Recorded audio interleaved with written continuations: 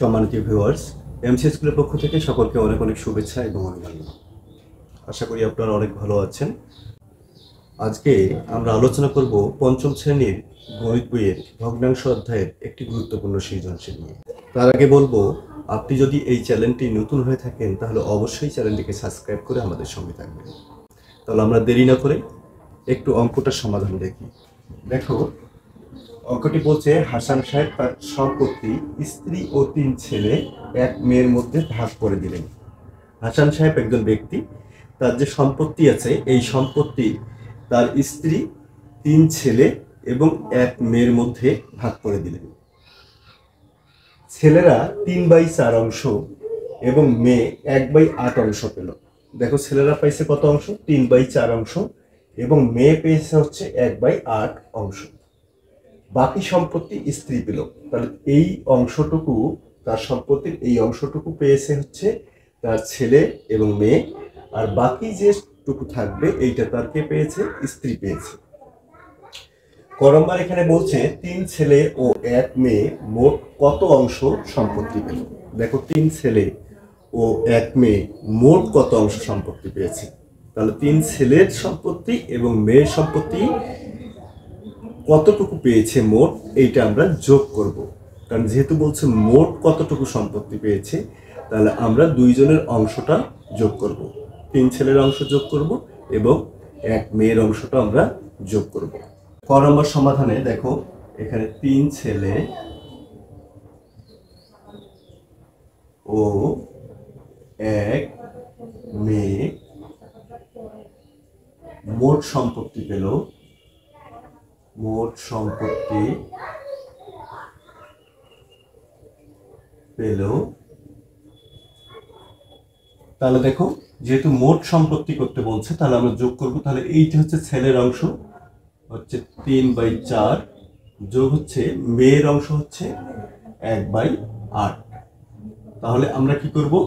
এইটা মোট করব। মোট হচ্ছে এত অংশ। তাহলে দেখো, যদি আমরা এটা মোট করি, দেখো আমরা ভগ্নাংশের যে যোগ বিয়োগগুলো আছে এগুলো কিভাবে করব? তাহলে দেখো, আমরা লসাগু করব। কার কার লসাগু করব? এখানে দেখো, এই হর দুটো লসাগু করব। তাহলে এখানে হর হচ্ছে কত? 4 এবং 8। তাহলে 4 এবং 8 এর লসাগু কিভাবে করব? এই দুটি সংখ্যাকে যেন ভাগ যায় এমন একটি সংখ্যা দিয়ে ভাগ দিতে হবে। দেখো, 2টাকে 2 দ্বারা ভাগ যায়, তাহলে 2 দুগুণে 4, 4 দুগুণে 8।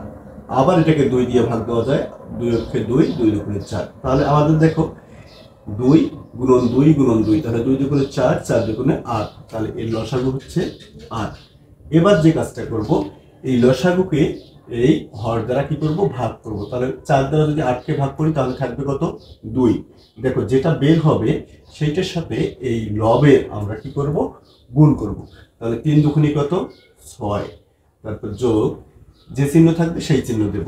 তারপর দেখো, 8 দিয়ে 8কে ভাগ দিলে 1 থাকবে। তাহলে 1 দিয়ে যদি 1কে গুণ দিই, 1 অক্ষে 1। তাহলে এত অংশ।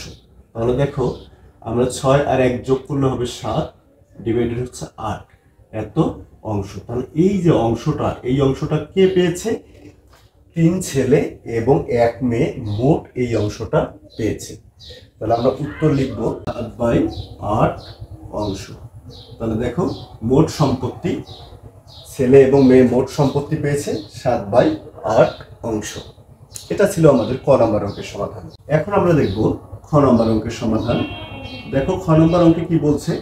খ নম্বর অঙ্কে বলছে স্ত্রী সম্পত্তির কত অংশ পেল। দেখো, এখানে বলছে স্ত্রী, এই যে সম্পত্তি আছে হাসান সাহেবের সম্পত্তি, তার সম্পত্তির কত অংশ পেয়েছে। তাহলে হাসান সাহেবের সম্পত্তি কতটুকু, এইটা আগে আমাদের চিন্তা করতে হবে। যেহেতু এখানে হাসান সাহেবের সম্পত্তির পরিমাণ দেওয়া নাই, তাহলে আমরা হাসান সাহেবের সম্পত্তি ধরে নেব। তাহলে মনে করি বা ধরি, মনে করি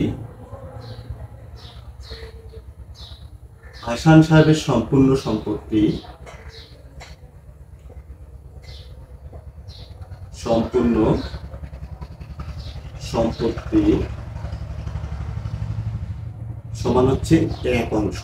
আমরা হাসান সাহেবের সম্পূর্ণ সম্পত্তিটাকে ধরে নিলাম 1 অংশ। তাহলে আমরা এই সম্পূর্ণ অংশ থেকে যদি আমরা এই ছেলে মেয়ের সম্পদটুকু বাদ দেই তাহলে কিন্তু আমরা স্ত্রীর সম্পদটুকু পেয়ে যাব। কি রকম দেখো, হাসান সাহেবের ছেলে মেয়ে মিলে একটা অংশ পাইছে, আর বাকি যেটুকু ছিল এইটা পেয়েছে কে? স্ত্রী।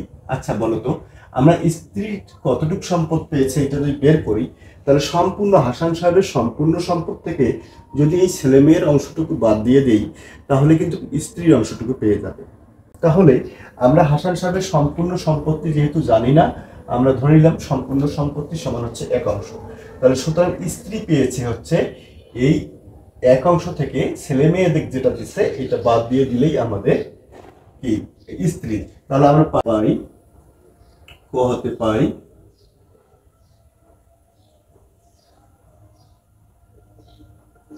3 ছেলে ও 1 মেয়ে মোট সম্পত্তি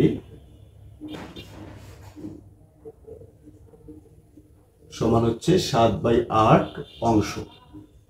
তাহলে আমরা এই সম্পত্তি অংশ থেকে মোট অংশ থেকে এই অংশটুকু বাদ দিয়ে দেব, মানে হাসান সাহেবের অংশ থেকে এই অংশটুকু বাদ দিয়ে দেব। তাহলে সুতরাং লিখব স্ত্রী সম্পত্তির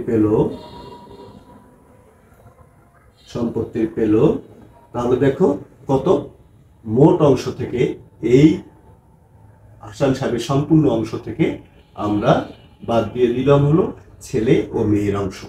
তাহলে দেখো আমরা বাদ দিয়ে দিলে কি করব, এটা লসাগু করব। যেহেতু এখানে দেখো এই সংখ্যাটা আমাদের কি হর না লব, এটাকে চিন্তা করতে হবে। এই সংখ্যাটা হচ্ছে উপরের সংখ্যা, তার মানে এই সংখ্যাটা হচ্ছে আমাদের লব। তাহলে নিচে যদি হর না থাকে মনে মনে আমরা 1 ধরে নেব। তাহলে 1 এবং 8-এর লসাগু কত হবে? 8ই হবে। তাহলে দেখো 8 দ্বারা যদি এখানে নিচে সংখ্যা না থাকে সরাসরি গুণ দিয়ে দিবে, তাহলে 8 8 বিয়োগ দেখো 8 এবং 8 যদি চলে যায় ভাগ করলে 1 থাকবে, তাহলে 1 থাকলে 7 7। তাহলে দেখো আমরা এইটা বের করে দিব। তাহলে দেখো 8-এর থেকে 7 বিয়োগ দিলে হচ্ছে 1, নিচে হচ্ছে 8, এত অংশ। আচ্ছা বলো তো এই অংশটা কার অংশ? এই অংশটা হচ্ছে স্ত্রীর অংশ। তাহলে হাসান সাহেবের সম্পত্তির এত অংশ পেয়েছে হচ্ছে স্ত্রী। তাহলে আমরা উত্তর লিখব, উত্তর সমান হচ্ছে 1/8 অংশ। দেখো আমাদের কিন্তু বলেছিল যে হাসান সাহেবের স্ত্রী কত অংশ পেয়েছে, আমরা বলবো 1/8 অংশ হাসান সাহেবের স্ত্রী পেয়েছে। এখন দেখব গ নম্বর অঙ্কের সমাধান। গ নম্বরে বলছে 3 ছেলে 1 মেয়ের চেয়ে কত অংশ বেশি পেল। তাহলে 3 ছেলে 1 মেয়ের চেয়ে কত অংশ বেশি পেল, তাহলে 3 ছেলের যে অংশটুকু আছে 3 ছেলের অংশ থেকে আমরা এই মেয়ের অংশ যদি বাদ দিয়ে দেই তাহলে আমরা এই 3 ছেলে কত বেশি অংশ পেয়েছে এইটা আমরা বের করতে পারবো। দেখো তাহলে আমরা লিখব 3 ছেলে 1 মেয়ের চেয়ে বেশি সম্পত্তি পেল।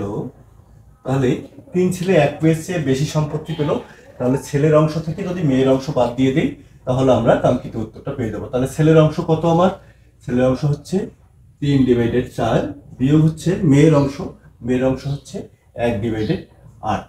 তাহলে দেখো আমরা যদি লসাগু করি তাহলে হবে 8। 4 এবং 8-এর লসাগু করে নাও, 4 এবং 8-এর লসাগু হবে 8। তাহলে 8 দিয়ে কি করব? ভাগ দেবো। কাকে ভাগ দেবো? 4-কে ভাগ দেবো। তাহলে 4 দিয়ে 8-কে ভাগ দিলে হবে 2, 3 দুগুণে 6 বিয়োগ হচ্ছে দেখো 8 দিয়ে 8-কে ভাগ দিলে 1, 1 অক্ষে 1। তাহলে দেখো 6-এর থেকে যদি 1 চলে যায় তাহলে 5/8 অংশ। আমাদের বলছিল কত অংশ বেশি পাবে, তাহলে এত অংশ হচ্ছে বেশি পাবে। কে বেশি পাবে? ছেলেরা হচ্ছে 5/8 অংশ বেশি পাবে। তাহলে দেখো আমরা উত্তর লিখব, উত্তর 5/8 অংশ। তাহলে আমাদের বলছিল কত অংশ বেশি পাবে, তাহলে 5/8 অংশ বেশি পাবে। তাহলে এই ছিল আমাদের গ নম্বর অঙ্কের সমাধান। আজকে এ পর্যন্তই, দেখা হচ্ছে আগামী ক্লাসে। ততক্ষণ পর্যন্ত সবাই ভালো থাকো, সুস্থ থাকো। ধন্যবাদ সকলকে।